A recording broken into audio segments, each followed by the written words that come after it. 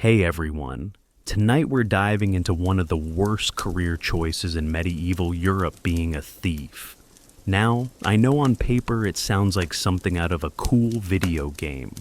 Sneaky cloaks, midnight runs, dramatic rooftop escapes, right? But the reality?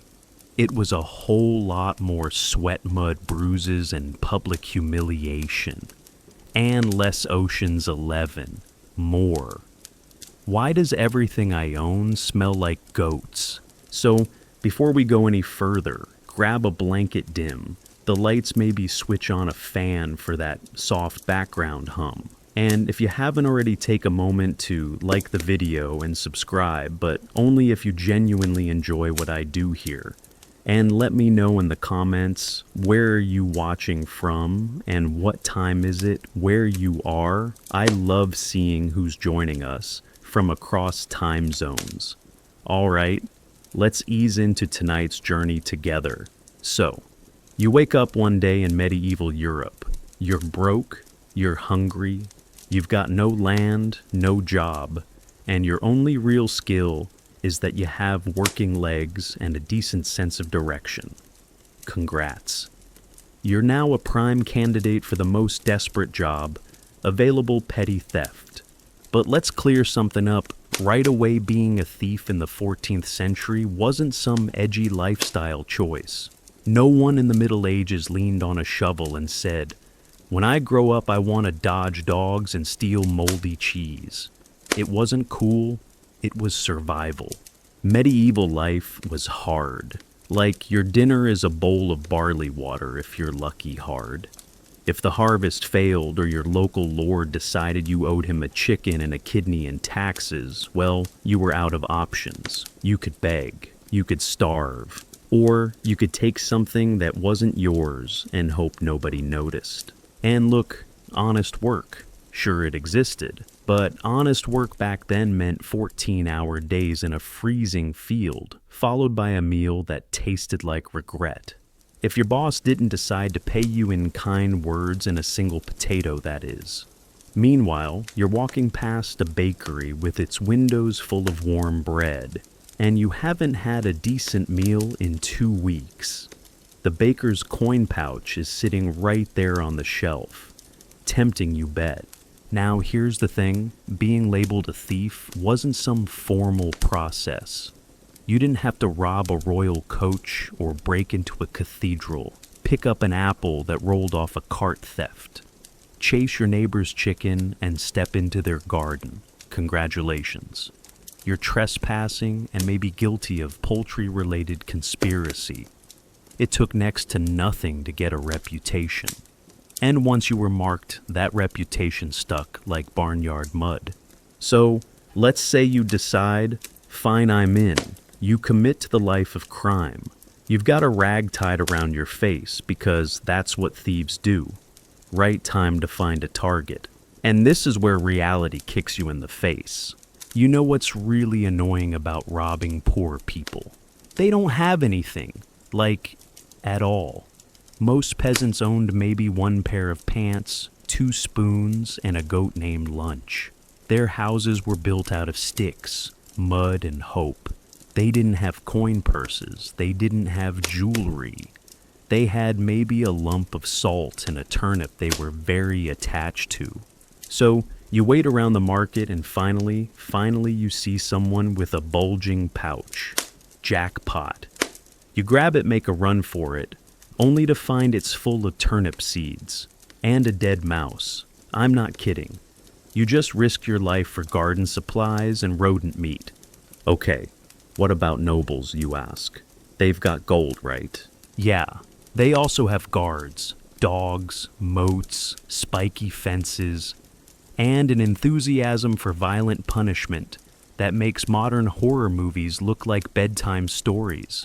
Robbing a noble was like poking a wasp nest with your face and praying the wasps were in a good mood. All right, so maybe you consider robbing a church. They've got silver crosses, golden chalices, fancy candles. Right? Sure. But they also have heavy doors, locked chests, and divine judgment, and town gossip. Oh, and curses. even if you didn't believe in curses someone else did. You'd be lucky if your crime didn't turn into local legend by lunchtime. And don't even think about grave robbing. First of all, medieval cemeteries were a mess. You'd spend all night digging, only to find a rock pile, an angry mole, and possibly someone who died of the plague. And if anyone caught you, you weren't just a thief, you were a necromancer. And that label, that was the social death penalty. Even when you tried to be stealthy, the job still stunk, literally. Hygiene in medieval Europe was, let's say, optional. Baths were rare, soap was expensive, deodorant didn't exist. Most people smelled bad, but you were worse. You were the Olympic champion of bad smells. After crawling through chimneys, hiding in trash, or sleeping in haystacks, you were a human warning sign. You didn't sneak up on people. You wafted. Guards didn't need dogs to catch you. They just followed the trail of shame and onions. You'd try to blend into a crowd, but even in a sea of unwashed villagers, you stood out. People could smell you coming before they saw you. You were the medieval version of a walking red flag. Speaking of dogs, they were the medieval thief's worst nightmare. Every household had one, not the cute floppy-eared ones we love today. These were angry, scrappy, half-wild creatures with names like Bitey or Murder Fluff. You didn't pet them. You prayed they didn't chew on your face. And let me tell you, these dogs had long memories. If you ever got chased by one, it remembered your scent forever. You could come back 3 months later, wearing a different hat, walking backwards, whistling a hymn, and that dog would still go feral the moment it saw you. Villagers trusted their dogs more than their own children. If Bitey barked, they didn't ask questions. They grabbed pitchforks. Even the houses themselves were designed to ruin your night. Medieval homes didn't usually have locks, but they didn't need them. They had traps. Buckets of water balanced over the door, twigs scattered across the floor, bells tied to strings like primitive security systems. Open a door, jingle jangle. Now the whole village is awake, the baby's crying and someone's yelling, "Get the pitchfork." Let's say somehow you actually made it inside a house. Congrats. Now, you just need to sneak past an entire sleeping family all huddled together like angry potatoes and steal something of value. Except, they weren't really asleep. Medieval people didn't sleep like us. They had what's called segmented sleep, 2 blocks of light, twitchy sleep with a groggy break in between. They'd doze off for a bit, wake up for a while, maybe pray or check their goats, then fall back asleep. So, while you're tiptoeing across the creaky floorboards, someone's half awake clutching a ladle like it's a long sword. You breathe too loud, someone sits up and mutters, "You smell like cheese and sin, and now you've got to run." And if you get caught, oh boy, you don't just get a slap on the wrist. You get branded, literally, hot iron, right on your face, hand, or chest.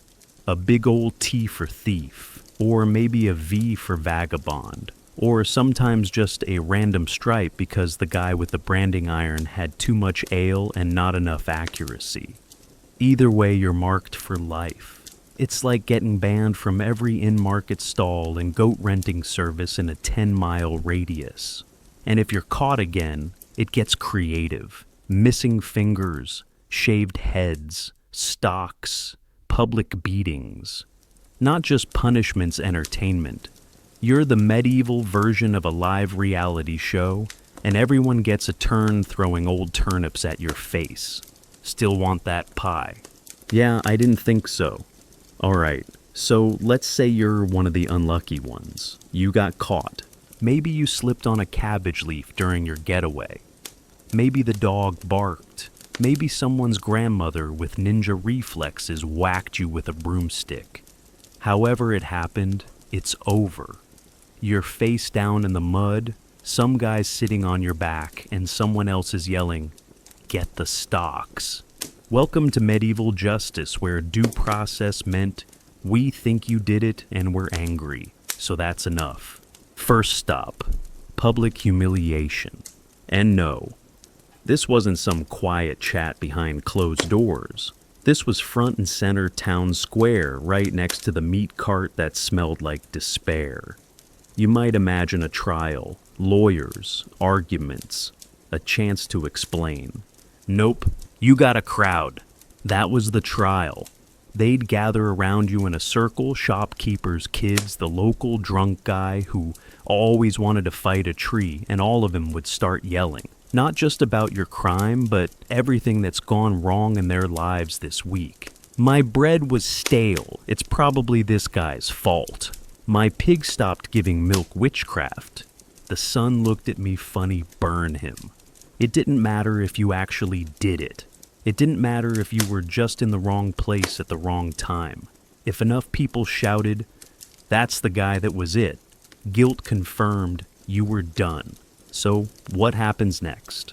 The stocks. Now if you're imagining this as a calm time-out zone, where you sit and reflect on your life choices, nope again. The stocks were medieval entertainment. You were the show.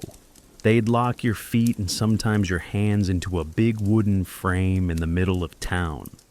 You'd be hunched over like a broken scarecrow with bad posture and worse hygiene. And you didn't get a time limit. You stayed there until they decided you'd learned your lesson. That might be a few hours, that might be days. Rain snow pigeons using your head as a bathroom break. Sucks to be you. But the real pain wasn't just physical, it was social. People loved heckling folks in the stocks. Kids would throw spoiled food. Adults would throw insults. Occasionally someone threw a goose. Why? No idea. It was the Middle Ages. Logic wasn't part of the program. You were basically a medieval meme. Everyone pointed. Everyone laughed. You became that guy Tessim. The one who got caught stealing onions. The one who got slapped by a chicken. The one whose head looked like it had been attacked by a cabbage. And once you'd been in the stocks, people remembered. Forever. It didn't matter what you did afterward. You could save a child from a fire and vent soap and deliver a sermon on forgiveness. You were still the guy from the stocks. You could change towns, grow a beard, get baptized 3 times. It followed you like a bad smell. But let's say the authorities didn't feel like using the stocks. Maybe they were in a creative mood. Maybe they felt generous. You got a flogging instead. Yes, flogging. Good old-fashioned whipping. The medieval equivalent of, let's teach him a lesson using rope and some emotionally repressed trauma. They'd tie you to a post, shirt off back, exposed arms bound, and out came the whip. Not the sleek Indiana Jones type. This was a chunk of hide maybe, with knots sometimes, with bits of bone or metal woven in if they were feeling festive. Each strike was meant to hurt, obviously, but also to warn. Because remember, punishment in the Middle Ages wasn't just about making you regret your life. It was about putting on a show, so everyone else went, maybe I won't steal that goat after all. And it was loud. Every strike echoed across the square. There was always that one guy in the crowd shouting harder, like he was watching medieval WWE. Others nodded like they were moral philosophers. Yes. This is what justice looks like. Public trauma. Sometimes you passed out. No problem they'd splash water on your face and keep going, because hydration was important apparently, even in a torture session. But here's the upside, yes, there is one. If you got flogged and only flogged, you were technically lucky. That meant they weren't going to kill you. You'd walk away bruised, humiliated, and emotionally scarred, but alive. Which brings us to the next scenario. What if you got away? Let's say you actually managed to grab the pouch, dodge the cabbage, and sprint down the street. No dogs, no pitchforks. You're free. Almost. Here's the reality of a medieval getaway. You're running barefoot or in worn-out leather shoes that haven't seen a cobbler since the year of your birth. The street is made of cobblestones, animal poop, and weird sticky things that no one wants to talk about. And the crowd behind you, oh, they're into it. See, medieval citizens weren't chill. They didn't say, let's let the guards handle this. Nope. Chasing thieves was a community sport. People loved it. The blacksmith, the baker, that guy who never shuts up about his bad knee, they're all chasing you now. It was like a spontaneous town festival, except the prize was your head on a stick. And the streets, they weren't built for speed. You've got ox carts blocking alleys, chickens underfoot, a toddler in a mud puddle screaming about a missing spoon. You're dodging buckets, slipping on hay, and trying to breathe while someone behind you yells, "Stop thief," like they're auditioning for a play. If you tried to duck into an alley, bad news. Half of them were dead ends. The other half were where people dumped their waste. And I don't mean paper wrappers and banana peels. I mean medieval waste. You duck into one of those alleys and boom, you're knee-deep in a mystery stew of medieval sadness. And even if you escape the town, you're not in the clear. The countryside wasn't some peaceful escape. It was full of bandits, wolves, and other thieves who'd gladly rob you. Yep, you the thief just got robbed. Justice medieval style. And let's say just for fun you managed to hide out for a bit. Maybe in a hayloft, maybe in a ruined barn. You finally take a breath and say, I did it. I got away. Congrats. Now you've got another problem. Where do you go? Because here's the thing. There was no thieves' guild with free healthcare and retirement plans. There was no secret underground lair where everyone was cool and wore leather hoods. Medieval criminals weren't organized. They weren't noble outlaws. They were desperate, dirty, mean, and incredibly untrustworthy. You find a safe house, great. The guy running it steals your food. You find a partner in crime, she rats you out to the constable for a piece of bread. You try to join a crew, and suddenly you're waking up without your boots because someone named Toothless Bob liked them better. There was no honor among thieves, no code, no camaraderie, just people more desperate than you with sharper knives. Even if you managed to pull off a few decent jobs, it didn't mean stability. It meant a bigger target. People knew your name, they knew your smell, and they knew how to find you. So, what's next? You try to retire. Adorable. There's no retirement plan for medieval thieves. No pension. No last job before I settle down with a goat and some wine. No memoirs, no cottages by the sea. You either keep stealing until you die, or you beg. And guess what? Begging required a license. Yes, you heard that right. If you were a beggar without an official town-issued begging permit, you were just a criminal with bad knees. You could be thrown out of town, beaten, chained up, or plot twist accused of being a witch. Because apparently anything was possible if people didn't like your face. Maybe you try honest work again. Great idea. Except you've been branded. You're missing 2 fingers. Your references include stole 3 turnips, got punched by a nun. Employers aren't lining up. You might try to become an informant. You sell out your fellow thieves for a few coins and the sheriff's fake approval. But eventually someone recognizes you. And now you're not just a thief. You're a traitor. And you know what traitors get. Exactly. So yeah, being a thief in medieval Europe, not glamorous. Not thrilling, not sexy. It was dirty, lonely, short. And if you were lucky, you got to die in a puddle behind a pig cart instead of on the gallows with a crowd cheering your final breath. Coming up next, what happened when that final breath did come? Market day public hangings and the grand finale of every medieval criminal's career, the gallows. Stay tuned. All right, So let's say the worst has happened. You've been caught. Not just caught, but really caught. There's no escape this time. No muddy alley to disappear into, no haystack to hide, and no sympathetic milkmaid to throw the guards off your trail. You've burned all your bridges. The townsfolk are done with your antics. And now, it's your turn on the gallows. Yes, the gallows. That charming little piece of medieval architecture where justice was served with a side of audience participation. See, executions weren't just punishments, they were events. Think of them like the Super Bowl of public shaming. Everyone showed up. Families, vendors, children with sticky hands and confused morals. It was equal parts entertainment and warning. If you were lucky, and again, this is medieval lucky, they told you ahead of time, you'll be hanged on Friday, which meant you gotta spend the rest of the week waiting, thinking, sweating, and listening to guards practice puns about your last words.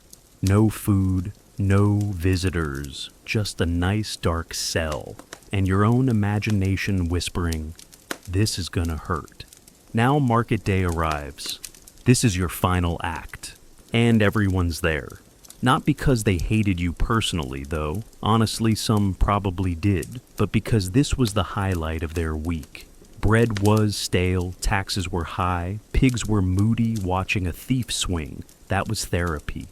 Vendors sold snacks. Musicians played sad songs. It was a vibe. Your march through town, hands bound. Hair a mess, dignity left behind about 4 arrests ago. The crowd follows, buzzing with excitement. That's the guy who stole Father Thomas's sausage. Didn't he trip over a goose once he looked shorter than I imagined? Everyone's got something to say. Then you reach the platform. The gallows were simple wooden frame rope trapdoor. No fancy mechanisms. Just gravity fear and a lot of poor carpentry. The executioner. He wasn't a mysterious hooded figure with philosophical regrets. He was probably the same guy who shoed horses during the week and drank too much ale on Sundays. Today his job is to tie a knot and not mess it up too badly. You don't get a last meal, maybe a last sip of water if someone's feeling generous. As for last words, depends. If the executioner's in a rush or you smell too bad, they'll just shove you forward. And then it happens. The floor drops. If the rope is tied correctly, your neck snaps instantly. Quick, final. If it's not, things get ugly. You swing, you struggle. The crowd looks away or leans in. It was gruesome. It was public. And it was very, very final. And when it was over, they didn't immediately cut you down. Oh no. Your body might be left hanging there for hours, days. A visual reminder. Like a horrible billboard that screamed, "Don't steal turnips," or "This will be you." But wait, what if you weren't executed? What if somehow you beat the odds? Maybe you ran fast enough. Maybe you bribed the right person. Maybe you were just really, really lucky. What then? Let's talk about the medieval concept of retirement. Spoiler alert, it didn't exist. There were no pensions for thieves. No golden years spent telling stories to grandkids about that time I dodged a monk with a frying pan. You either kept stealing until you died, or you tried something worse, getting honest work. And you might think, okay, I'll turn over a new leaf. Good for you. Except you're branded. You've got no references. Your resume includes climbed a wall in under 30 seconds and excellent turnip identification skills. Employers were not impressed. Inns wouldn't take you. Farms didn't trust you near chickens. You couldn't even beg without a license.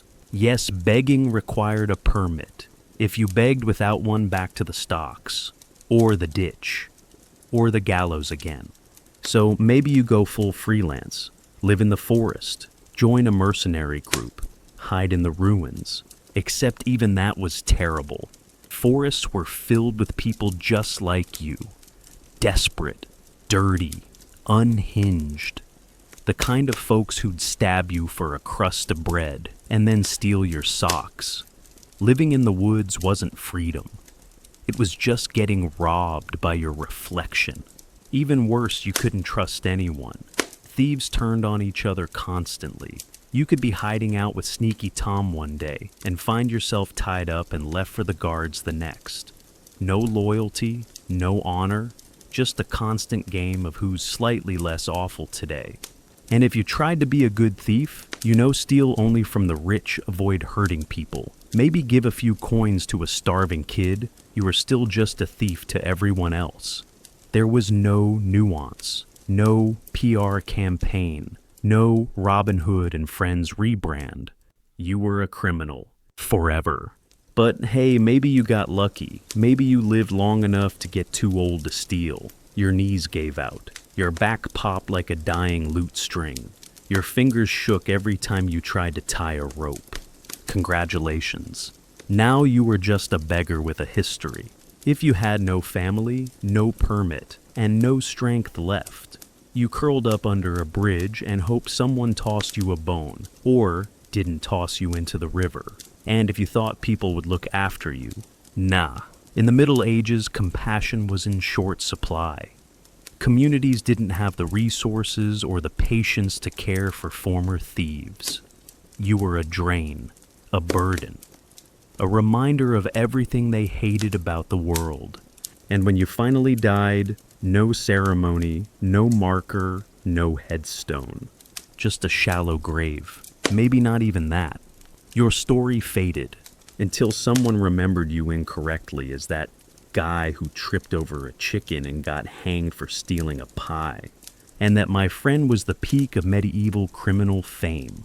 So, the next time someone says crime doesn't pay, remember in the Middle Ages it didn't even buy you socks.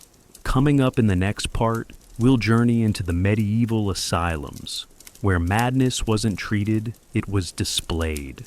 We'll talk about the birth of public mental institutions, the horrifying conditions, and how being different could land you behind locked doors for life. Trust me, it's not pretty, but it's absolutely fascinating. All right, we've escaped the gallows barely and stumbled forward in time a few hundred years to another institution that promised help and often delivered something else entirely. Let's talk about the Victorian Asylum.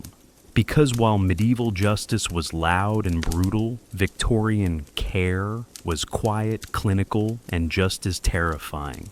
So, imagine it's the 1800s. You're in England. The Industrial Revolution is roaring like a steam engine on fire. Cities are swelling with people dirty, coughing, stressed out people.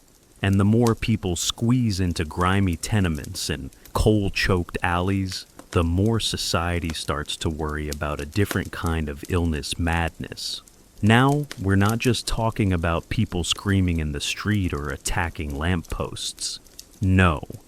In Victorian England, madness could mean anything. Grief, mood swings, too much ambition, reading novels. Yep, especially if you were a woman.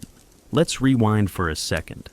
In the early 1800s, the idea of locking up the mentally ill wasn't new, but it was inconsistent. Some people were tossed into private madhouses more like prisons than hospitals.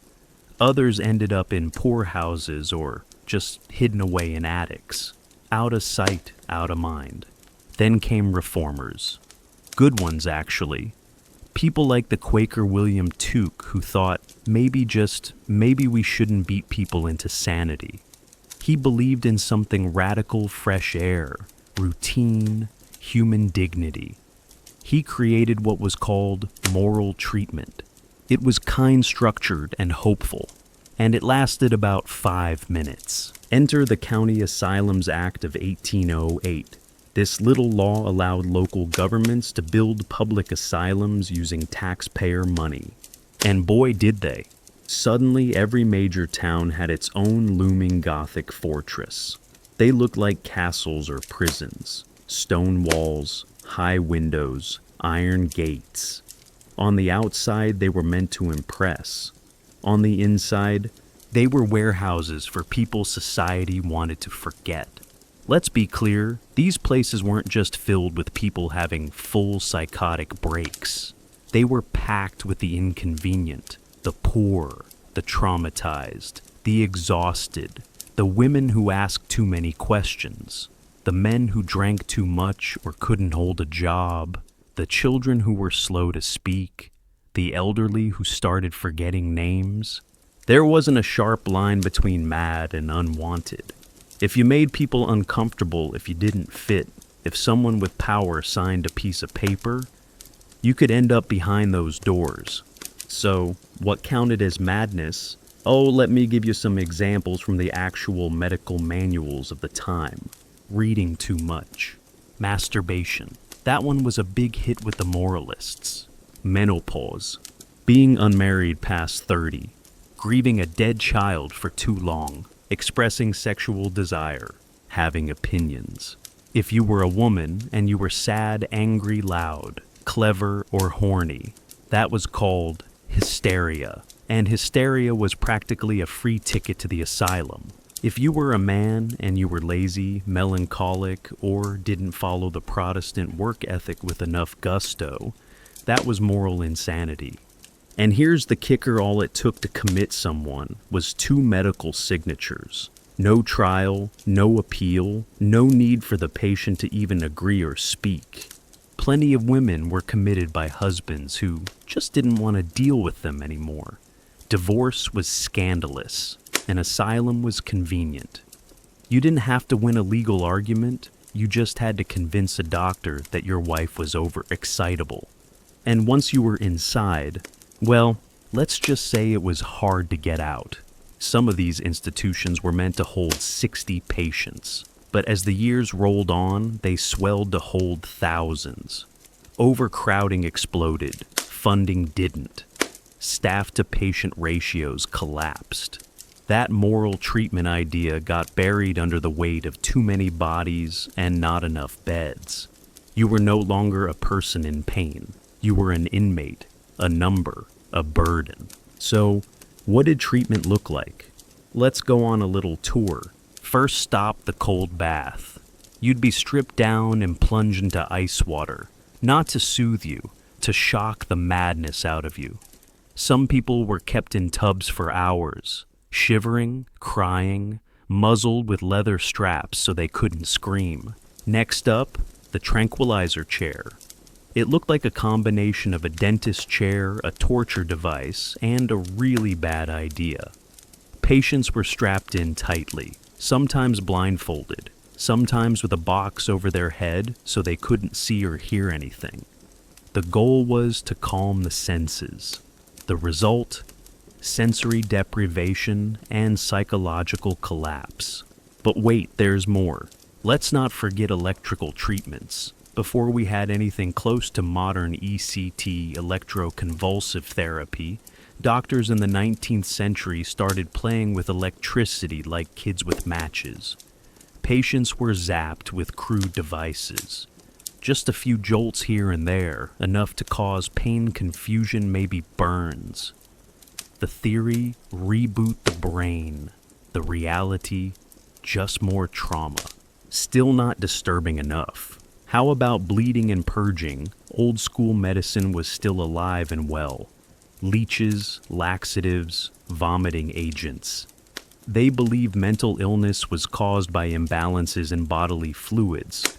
So they drained your blood, emptied your stomach, cleansed you. You weren't better, but you were weaker, quieter, easier to manage. And for women, it got worse. Women diagnosed with hysteria were sometimes subjected to horrifying treatments, enforced celibacy, surgical mutilation. And in one of the weirdest medical developments of all time, doctors actually invented the vibrator, not for pleasure, but to relieve hysterical tension. Yes, that happened. Victorian medicine was a very strange cocktail of repression and obsession. But maybe you're thinking, okay, but at least they were kept safe, right? Let's talk about the buildings themselves. Victorian asylums were designed with surveillance in mind. There was a layout called the corridor plan. Think of it like a panopticon: long halls, high windows, rigid symmetry. Men in one wing, women in the other, quiet patients near the center, noisy or violent patients exiled to the outer wards. No privacy, no softness. Just rows of iron-framed beds, bolted furniture, and constant observation. You were always being watched, not to help you, but to make sure you didn't become a problem. Even the gardens. Yes, they had gardens, weren't places of peace. You were marched through them in silence.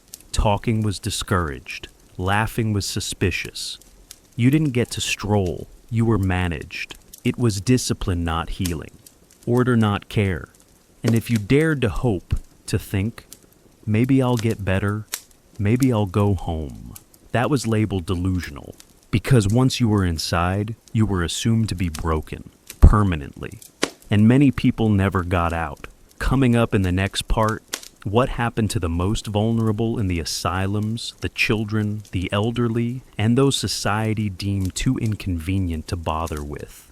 We'll also meet the reformers, the rebels, and the whistleblowers who finally said, enough. You won't want to miss it. So far, we've walked through the dark corridors of the Victorian asylum, past the ice baths, tranquilizer chairs, and bleeding tables. We've seen how women were silenced, how dissent was labeled madness, and how conformity was enforced with iron beds and observation windows. But some of the most heartbreaking stories weren't written in blood or rebellion. They were whispered, barely heard, and they belonged to the patients who couldn't fight back. Let's talk about the forgotten, the very young and the very old. First up, children. Yeah, children. In the 19th century, childhood wasn't the protected, psychologically rich period we imagine today. It was more like a probationary phase of being useful. If you worked well, kept quiet, and didn't embarrass the family, you were fine. But if you didn't learn fast enough, if you were slow to speak, if you had a neurological condition or behavior that scared your parents, you weren't seen as special needs. You were labeled an idiot, or feeble-minded, or incurably broken. And into the asylum you went. Some of these kids had autism, others had epilepsy, learning disabilities, or trauma, but nobody had the vocabulary or the compassion to understand that. So what happened to them? They were institutionalized, some in general asylums, others in special idiot asylums. Yes, that was the official term. These weren't places for education or love. They were holding pens, little hands restrained, little voices ignored, routines forced on children who didn't understand why they were being punished for existing differently. They were often strapped into chairs, left to rock in corners, or silenced with sedatives. Education was minimal if offered at all, and hygiene. Imagine overcrowded dormitories, one bucket for waste, and nurses who were overwhelmed at best, and abusive at worst. Children in these places didn't just lose their futures. They lost their names, their personalities, their rights to be seen. Now swing to the other end of the spectrum, old age. The elderly didn't fare much better. When a grandfather started forgetting faces, when a grandmother wandered from home and didn't come back, when an aging parent couldn't care for themselves anymore, there weren't nursing homes or memory care centers. There were workhouses, and then the asylum. Conditions like dementia, Parkinson's, or late-onset psychosis were all lumped under one terrifying label: senile insanity, a catch-all diagnosis for old and inconvenient. Sometimes the family was too poor to care for them. Other times they were just too ashamed. And in some cases, people were tossed aside because inheritance disputes or family feuds made the old person a problem. So they ended up in the asylum, with no real medical care, no therapy, just cold iron beds, sedation, silence. And eventually, they stopped talking, stopped moving, stopped being remembered. These were the ghosts of the asylum, children too young to defend themselves, elders too weak to protest, people who didn't cause trouble, and so they were ignored. And yet, the records show they were there. Thousands of them, buried in forgotten graveyards behind these massive buildings, often with no markers, no names, just patient numbers on broken stones or nothing at all. But not everyone stayed silent, because eventually the system cracked. Reform didn't arrive all at once. It didn't burst through the doors like a hero. It trickled in, slow, angry, and insistent.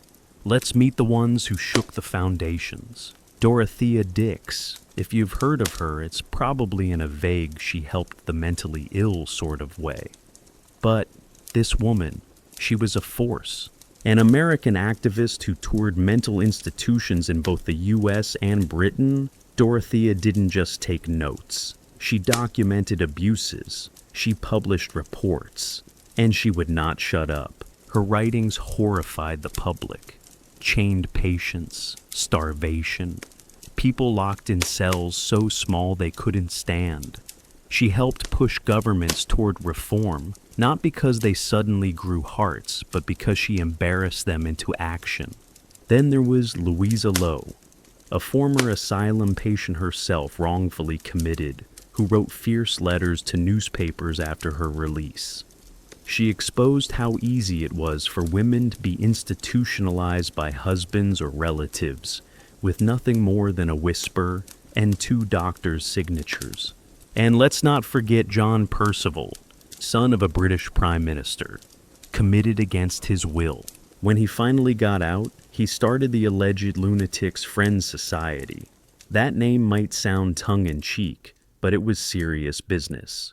He organized former patients' tracked abuse cases and demanded that patients get legal rights and representation. Their work sparked investigations. Scandals began to surface. Real people were dying in these institutions, not from disease but from neglect.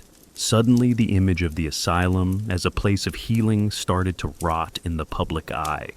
The government had to respond. In 1859, the British Parliament passed the Lunacy Act. It created a central board to oversee asylums, enforce minimum standards, and conduct inspections. Sounds great, right? Sorta. Because while inspectors were assigned, many visits were announced in advance. Superintendents had time to clean up, hide the worst patients, and stage a show. Abuse didn't stop. It just got better at hiding. Meanwhile, journalists began sniffing around. Some even went undercover. What they found made for shocking headlines: patients locked up for being poor, not mad. Women confined for nothing more than mourning too loudly. Children, abused elders, forgotten. Suddenly, mental health became political. Not because people cared about the patients, but because the public cared about the scandal. Some asylums tried to change. A few introduced occupational therapy, gardening, drawing, music. Others opened unlocked wards where patients could walk the grounds. Some even replaced chains with kindness. But for every progressive step, there were a dozen backward stumbles. Because here's the truth: the asylum system was profitable.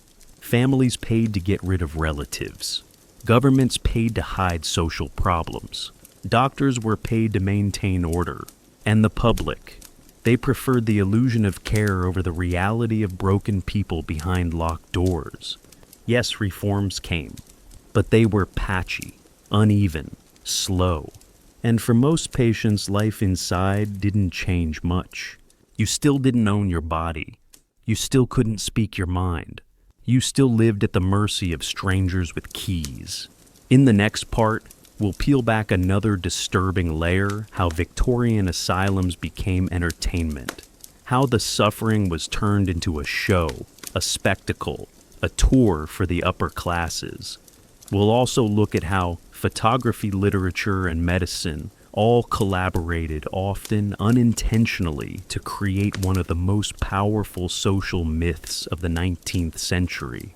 That madness had a look, and everyone wanted to see it. So you've been locked inside a Victorian asylum. You've lost your freedom. Your name's been replaced with a number. Maybe you were loud. Maybe you were grieving. Maybe someone just didn't like the way you looked at a painting. And now you find yourself on display. Because believe it or not, one of the strangest, most disturbing parts of 19th century mental health care was this. Being mad wasn't just medical, it was a performance. Let's start with the visitors. Yes, visitors. In the mid to late 1800s, many asylums across Britain and Europe didn't just treat patients, they showcased them. Family social clubs, even school groups would arrive at the gates, tickets in hand, like they were entering a zoo or a theater. And in a way, they were. Attendants would guide the tour. Over here, you'll see our violent patients, don't get too close. Now this one's harmless. He thinks he's Napoleon. And over here we have our hysterics. Aren't they charming when they laugh like that? Sometimes they pointed, sometimes they laughed, sometimes they offered unsolicited prayers. And the patients, they had no say. Even if you didn't scream or talk to walls, even if you were quiet, kind, lucid, you were still just part of the exhibit. Because being in the asylum stripped you of credibility. No one believed you. No one heard you. You were a lesson for others. This is what happens when you misbehave. And it didn't stop at in-person visits.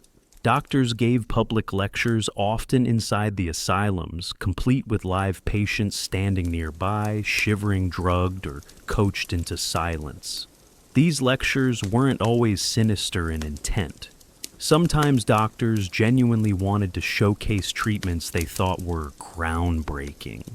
But still, it was a stage. Patients were props. The lines between care and spectacle blurred fast. And then came photography. At first, this seemed like a tool for science, documenting symptoms, capturing progress. But quickly, these images took on a darker tone. Patients were lined up against plain walls, faces solemn, eyes distant. Some wore hospital smocks. Others were posed mid-symptom, frozen in a moment of anguish or confusion. These weren't family portraits. They weren't meant to comfort anyone. They were evidence. To the outside world, these photographs said, "Look, this is what madness looks like." And that idea that madness has a face took off like wildfire. Doctors believed you could diagnose insanity just by appearance. Certain facial features were proof of degeneracy. A drooping eyelid, a twisted mouth, a too wide stare.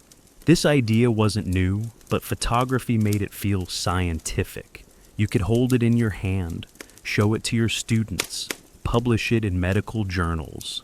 Before long, asylums became galleries of human pain. These images shaped the public imagination. If someone looked odd, was unusually quiet, walked strangely, blinked too fast, they were suspect. They didn't look right. And in a society obsessed with order, anyone who didn't look normal was a potential threat. Or worse, an embarrassment. But the spectacle didn't stop there. Literature jumped in too.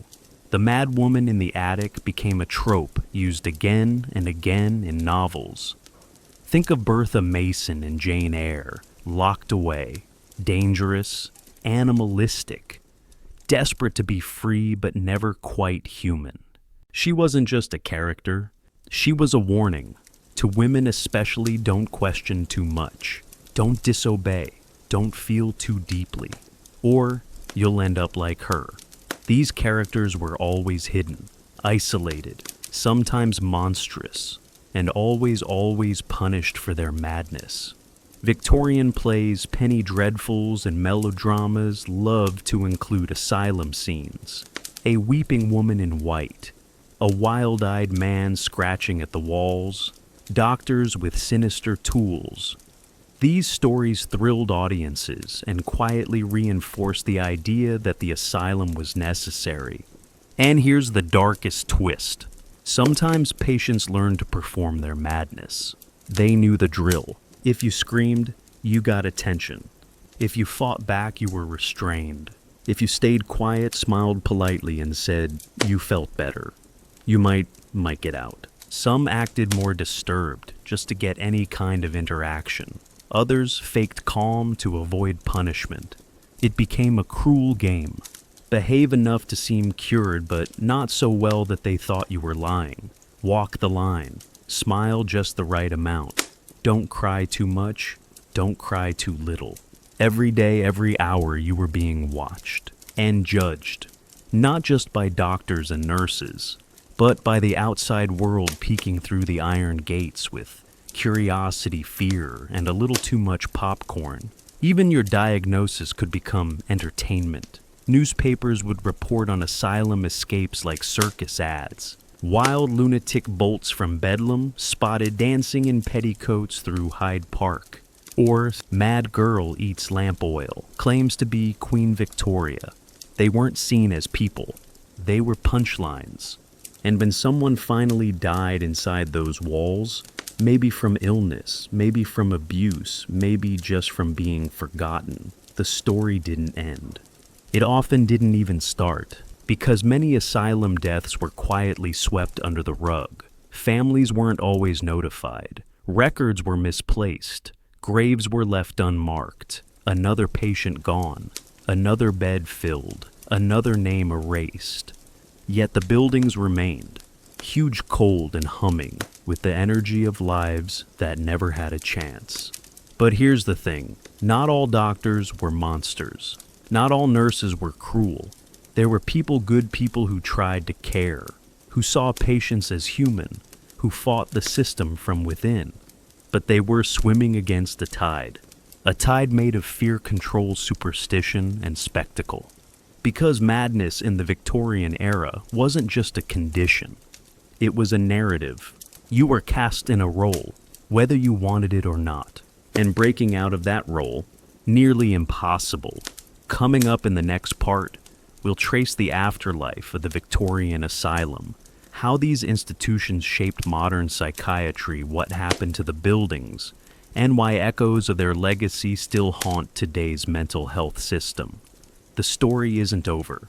So here we are, walking past the locked wards through echoing hallways that once rang with screams, lullabies, and silence so heavy it could crack a wall. The Victorian asylum, once built with hope and hubris, didn't just vanish when the century turned. It lingered. In brick, in law, in medicine, and in memory. Let's talk about what happened after the doors were finally closed. For much of the 20th century, these institutions kept going. Yes, the names changed. Lunatic asylum became mental hospital. The iron restraints disappeared. Electroshock was refined. And somewhere in the background, Sigmund Freud was writing about dreams and mother issues. But the system, it wasn't gone. It just evolved. The same towering structures, the same overworked staff, the same deep chasm between patient and doctor.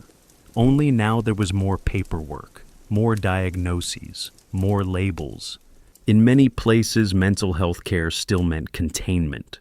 And the asylum, though rebranded, remained a symbol of fear. But by the 1950s and 60s, cracks were finally beginning to show.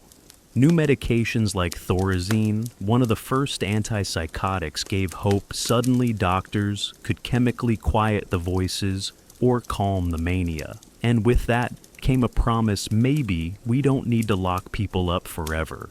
The world was changing. Human rights movements were rising. Disability advocates started to speak out. Whistleblowers again began to document what was happening behind closed doors. Stories surfaced, patients still tied down, others drugged into silence, some forgotten for decades, found in locked rooms with little more than a name and a birth year on a rusted metal plate. So, Governments started shutting them down. In Britain, in the US, across Europe, large state asylums were closed. It was called deinstitutionalization. On paper, it was a step forward. In practice, a mess. Because while the hospitals disappeared, many countries failed to build anything else. No community clinics, no housing support, no long-term care. People were released into cities that didn't have the tools or the patience to help them survive. Some ended up homeless. Some ended up in jail. Others disappeared into the margins, still carrying the weight of a diagnosis that no longer fit but never left. And what about the buildings? Many of the old asylums still stood vast crumbling, haunted by graffiti and weather and memory. Some were demolished. Others turned into condos. Yes, you can now buy a luxury apartment in what used to be a padded cell. A few became museums or art centers, but most just rotted, windows shattered, moss eating through the walls, wind howling down hallways that used to be filled with names now long gone. And yet some people still go there. Ghost hunters, urban explorers, historians, poets. They stand in those rooms and say, something happened here, something we shouldn't forget. Because the real legacy of the asylum isn't the buildings. It's the beliefs they left behind. See, even now when we talk about mental health, we still echo Victorian logic. We still label people as disorders instead of individuals. We still question whether pain we don't understand is real. We still lock people away sometimes with bars, sometimes with shame, sometimes with silence. And while the tools have changed therapy, apps, SSRIs, better diagnostics, the stigma hasn't vanished. You still hear it. She's crazy. He needs help. She's overreacting. He's just being dramatic. It's softer now, more subtle, but it's there. And it's built on centuries of training. Because for hundreds of years, we were taught that madness is something to be feared, that it lives outside of us, that it has a look a place, and that place is not here, not in our homes, not in our families, not in us.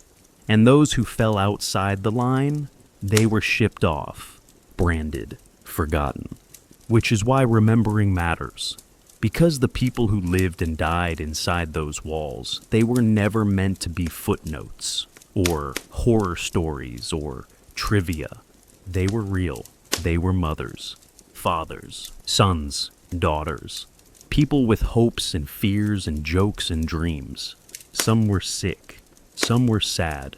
Some were victims of injustice or trauma, or just being in the wrong place with the wrong gender at the wrong time.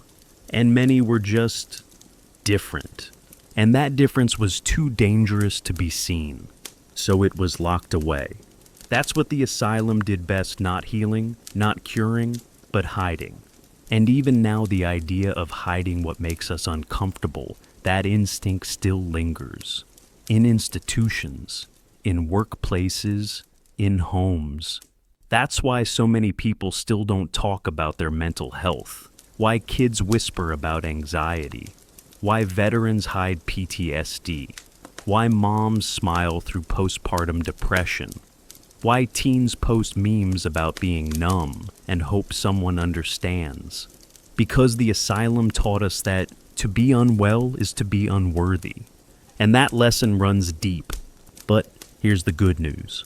We can unlearn it every time we speak honestly. Every time we ask, are you okay, and mean it. Every time we sit with someone in their pain and don't try to fix it, just hold space. We chip away at the walls. We open the doors. We remember. Because remembering is resistance. It's not about guilt or shame or pretending we have all the answers. It's about saying they mattered, and so do we. So, the next time you walk past an old asylum, or see it turned into a wedding venue, or an apartment complex, or a haunted house attraction stop, breathe and say to yourself, they were here, they mattered, They were people.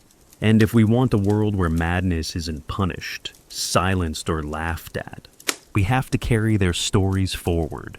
Coming up in the final part, we'll end with the story of a single patient, a woman who entered the asylum system in the 1800s and never left.